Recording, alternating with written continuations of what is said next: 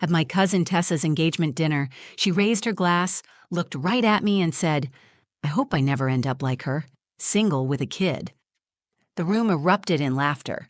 Not polite laughter, real, hard laughter, like she'd said the funniest thing all night. My Uncle Reuben clapped the table and added, "Men don't want used goods. That's just how it is." Even my own mother let out a little chuckle as she reached for the wine. I sat there frozen, my face hot, heart pounding, trying to act like it didn't matter. But then something unexpected happened. Dylan, Tessa's fiancé, stood up. He didn't smile. He didn't say anything at first. He just walked slowly across the room toward me. The laughter died. Chairs stopped shifting, forks paused midair. Every single person turned to look. And then Dylan said, "I think they should know something." The room went dead silent. I got the invitation a month before the dinner. Cream-colored cardstock, gold lettering, perfectly over the top. Join us to celebrate the engagement of Tessa Rowan and Dylan Hart. I stared at it for a long time before putting it down next to a stack of unpaid bills. Tessa and I hadn't spoken in more than 6 months. Not since she made a joke at a baby shower about how I collected diapers and bad decisions. I laughed then, to keep the peace, but it sat in my stomach like a stone. I wasn't sure I could sit through an entire evening surrounded by people who still looked at me like I was some teenage cautionary tale. Even though I was 32, raising my son on my own, working 2 jobs, and keeping our little apartment afloat with late-night freelance gigs and prayer. I almost didn't go, but my mom called me 3 times the day before. "Tessa's family, Soraya. Just smile, eat a little, show your face. It's one evening." She didn't say it out loud, but I knew what she meant. Don't cause a scene. Don't make anyone uncomfortable. Blend in. So I found the nicest dress I had, which was 2 years old and just barely zipped. I borrowed shoes from my neighbor. I let Milo pick the necklace I wore. He chose a little silver heart that he said looked like his. When we arrived, I could already feel the tension tucked behind the floral arrangements and fake hugs. The restaurant was upscale, private room, low lighting and soft music, expensive wines lined up like trophies. Everyone wore elegance like armor. Tessa floated across the room in a fitted silk dress and too much perfume. She kissed me on the cheek like I was her distant aunt. "I'm so glad you came," she said, with a smile that didn't reach her eyes. "Did you bring a +1? Or just Milo?" "Just Milo," I said. "Oh," she said, and turned to greet someone else. Milo was sent to the kids' table with a coloring book and chicken tenders. I was seated near the end of the long, white-draped table between my mother and Aunt Valerie, who spent the first 10 minutes showing me pictures of her dog's Halloween costumes. I scanned the table. My Uncle Reuben, Tessa's dad, was already 3 drinks in. My mom looked like she'd been trying to stay invisible since we walked in. Across the room, Dylan stood quietly by the bar, talking with his younger brother. I noticed how he kept checking his phone, how his smile looked forced. It was clear who the room was for. Tessa was glowing under the attention, working the crowd with practiced charm. She always knew how to make people laugh. When the appetizers came, my mother leaned over and whispered, "Just keep your head down. You look nice. Nice. Not beautiful, not strong, just nice." Like that was the highest compliment she could give. I nodded. I tried to enjoy the food. I tried to breathe through the awkward silences and the occasional pointed looks from relatives who still thought my son was some stain on the family tree. I made small talk, laughed when expected, and passed the butter, but inside I was holding my breath. I didn't expect kindness, not really, but I didn't expect what came next either. When the main course was cleared and glasses were refilled, Tessa stood up. She raised her champagne and tapped her fork against the glass. She waited for everyone to quiet down. I thought it would be a typical toast. Love, gratitude, a few awkward jokes about wedding planning. I wasn't ready for what she actually said. I wasn't ready for how the room would laugh, and I definitely wasn't ready for what Dylan would do next. Tessa tapped her glass with a silver fork and smiled like she was on stage. She waited until the room quieted, all eyes on her, soaking in the attention like it fed her. Dylan sat beside her, silent, hands folded. I watched his eyes flick toward me for a brief second, then back to the table. He looked tired. Tessa raised her glass. "Thank you, everyone, for being here tonight. I can't believe I get to marry someone like Dylan. He's patient, smart, and most importantly, He puts up with me." Laughter rolled through the room. Her voice was smooth, polished, confident. "Really, though, I just hope our marriage lasts. I'd hate to end up like some people." She turned her head toward me, just slightly, just enough. There was a pause. "I mean, single at 30? With a kid?" She laughed. The room exploded. Not a few awkward chuckles. Real laughter. My aunt actually wiped her eyes. Reuben slapped the table, wheezing from his own joke before he even said it. "Men don't want used goods," he said. "That's just how it is. You can't trade in a dented car and expect full price." My stomach dropped. I looked to my mother. She gave a weak smile and reached for her wine. I wanted to vanish. I stared at my empty plate, my hands in my lap, gripping my napkin so hard it wrinkled into a knot. I could feel every eye glancing toward me. Not long enough to count as confrontation, just long enough to confirm the punchline.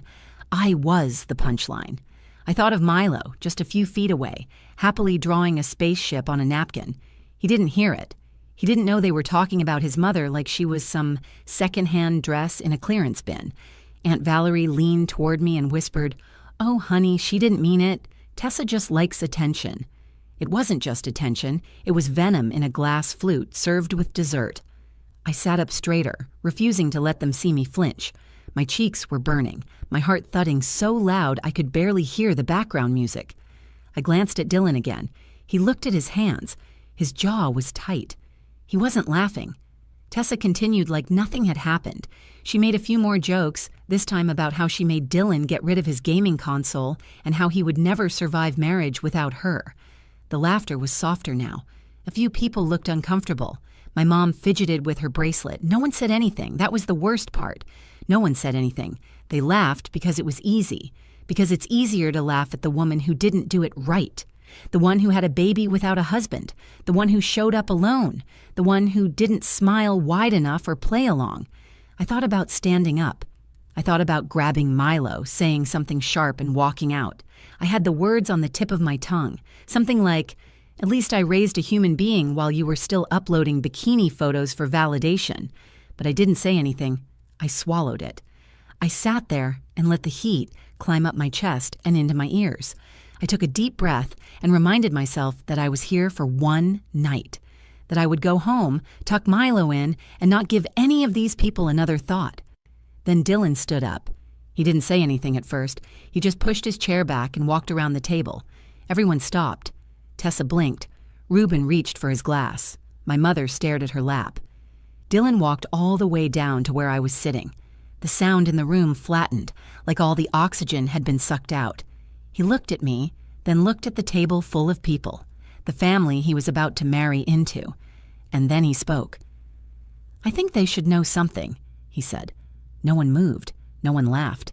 In that moment, everything shifted. Dylan's words hit the air like a stone dropped in still water. "I think they should know something." The room didn't just go silent. It paused. Every clink of silverware, every nervous giggle, every movement froze. My cousin Tessa blinked, confused, unsure if this was part of some surprise toast she hadn't approved. My Uncle Reuben lowered his glass. My mother turned slightly in her seat, finally looking at me instead of past me. I couldn't breathe.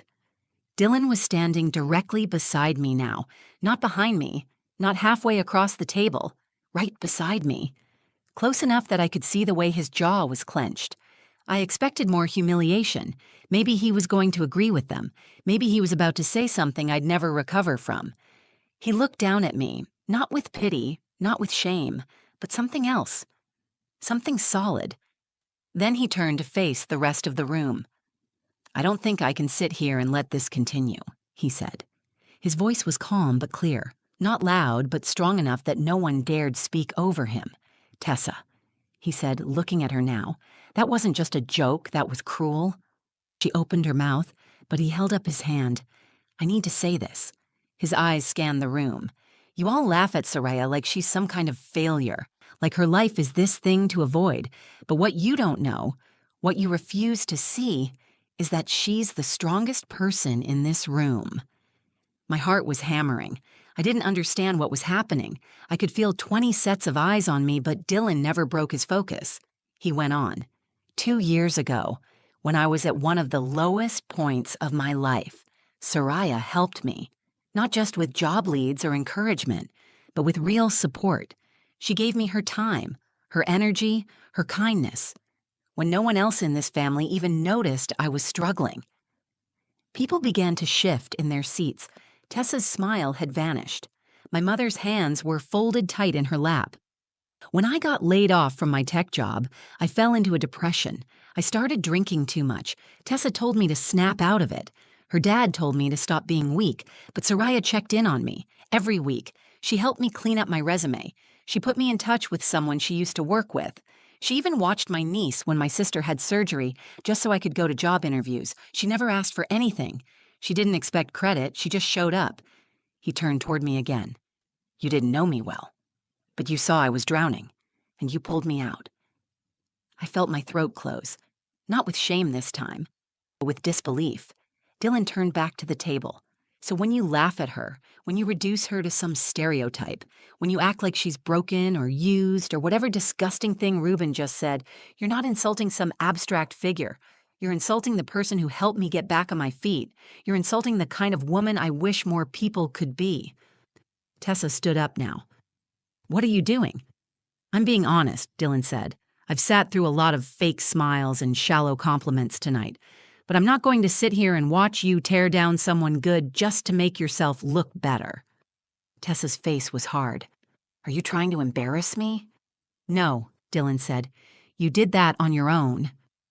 A few people looked down at their plates. My uncle's face was flushed red. My mom looked like she wanted to disappear. No one moved. No one said a word. Dylan looked at me again. You didn't deserve that. Any of it. I wanted to say something. Thank you, or maybe I'm fine. But I couldn't. Just nodded. That was all I could do. In a room full of people who claimed to love me, Dylan was the first one to actually stand up for me. Not behind closed doors, not later over text. Right there, when it mattered. The air had changed, the story had shifted, and for the first time in a long time, I wasn't shrinking in my chair. No one moved. The room stayed suspended in that thick, unbearable silence after Dylan finished speaking. I could hear the hum of the overhead lights. Somewhere in the distance, a server dropped a tray. No one laughed. No one dared. Tessa was still standing, staring at Dylan like he had slapped her in front of the entire family. Her cheeks were flushed, but not from embarrassment. This was rage, pure and sharp. She looked around the table, searching for someone to save her, to back her up, to redirect the spotlight. But no one spoke. Uncle Ruben shifted in his seat, then finally muttered, "He's just emotional. Don't take it so seriously." Dylan didn't even turn his head. He kept his focus on the room. You want to talk about emotion? Fine. Let's talk about what it actually takes to raise a child alone, to hold down 2 jobs, to show up for someone when it's not convenient. That's not emotion. That's strength. Tessa crossed her arms. Are you trying to say you have feelings for her? Dylan looked at her like he didn't recognize the person in front of him. I'm trying to say I admire her. I respect her. And maybe if you spent less time performing perfection and more time listening, you'd understand why that matters. The words landed harder than anything he'd said before, because it wasn't just about me anymore. It was about truth. It was about someone standing up in a room full of people who had built their self-worth on hierarchy and polite cruelty, and finally calling it out for what it was. My mother opened her mouth, then closed it. She looked at me with something like guilt, like recognition that maybe she had failed me too. For years, she had told me to keep quiet, to forgive, to smile through it. Maybe she was seeing for the first time how deeply that silence had cost me. I didn't expect an apology. Not from Tessa, not from Ruben, not even from my mother. I wasn't waiting for redemption. But I could feel the shift. Something cracked open. Then Dylan turned fully toward me. He didn't touch me. He didn't reach for my hand. He simply stood there with the quiet kind of presence that felt like protection without possession. You deserve better than this, he said. I met his eyes. I didn't look away. Not this time. I stood up slowly. My hands were steady now. I looked down the table and saw a room full of people who had spent years defining me by the one thing they disapproved of. as if one chapter of my life had erased every other page. I saw Tessa, furious but silent. I saw my mother, finally speechless. I saw Reuben trying to shrug it off with another sip of wine, and I felt no fear. I turned to Milo, still happily drawing spaceships at the kids' table, untouched by the storm. He looked up and smiled at me. I smiled back. "I think we're going to head out," I said to no one in particular. I wasn't asking permission.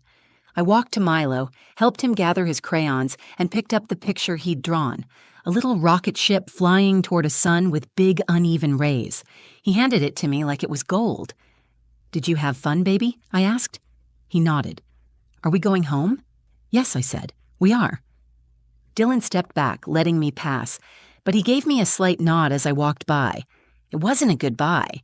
It was a message. You were seen. You mattered. You weren't wrong to stand tall. As I reached the door, I looked back once. No one was laughing anymore. Tessa sat stiff in her chair, her lips pressed into a line. Reuben scrolled his phone like nothing had happened. My mother stared at her glass, her fingers trembling just slightly. I didn't need an apology. I didn't need approval.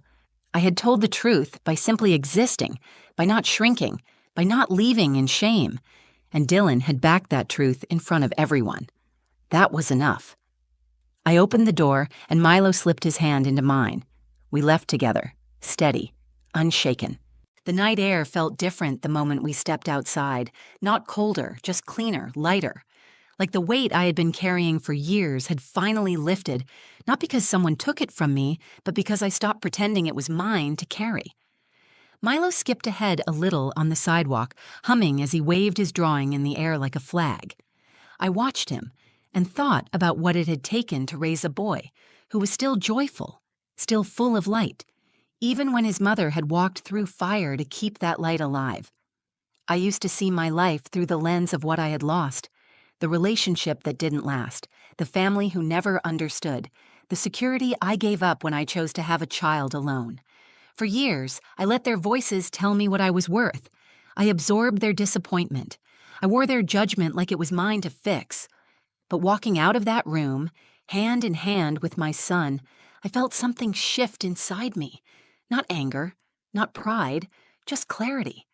They weren't laughing anymore because someone finally told the truth, not the story they built around me, but the story I actually lived.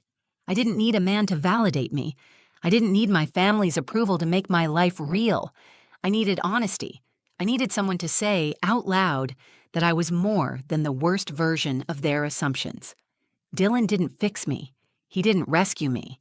What he did was more powerful. He saw me. And in doing that, he gave the rest of the room no choice but to see me too. That moment wasn't just about defending me. It was about breaking a cycle. The kind that tells women they are only valuable if they come with the right packaging. The kind that calls mothers selfish for being alone. The kind that labels strength as failure if it comes without a ring. My mother texted me later that night. One sentence. "I'm sorry." It didn't undo anything. But it was something. A crack in the wall, maybe even a beginning. Tessa didn't reach out. I didn't expect her to. I don't need her apology. I no longer measure my worth by what she thinks of me. What I needed was exactly what I gave myself, permission to leave a place where I was being diminished and walk out whole. I put Milo to bed when we got home. He was tired but happy. He didn't ask about the dinner. He didn't ask why I looked different. He just curled into his blankets and told me he loved me before he closed his eyes. I sat in the living room, still in my dress, and let the quiet settle. I thought about all the times I had wished to be invisible, all the times I had tried to make myself smaller so I wouldn't offend, wouldn't embarrass, wouldn't be the subject of whispered judgments. No more of that. I have walked through enough alone to know I never need to apologize for surviving. I have raised a kind, curious, loving child. I have built a life with grit, with grace, and with a heart that kept beating even when it felt like no one cared. So if someone ever tries to laugh at that again, I will not stay silent, I won't shout, I won't cry, I will do exactly what I did that night. I will stand, I will look them in the eye, and I will walk out, hand in hand with the one thing that proves I have already won. Not because I'm perfect, but because I refuse to quit.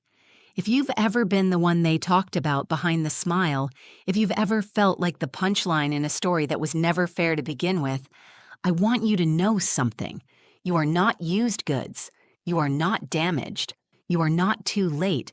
You are enough, right now, just as you are, and you deserve to be seen. So many of us spend years shrinking ourselves to fit into rooms where we were never meant to stay.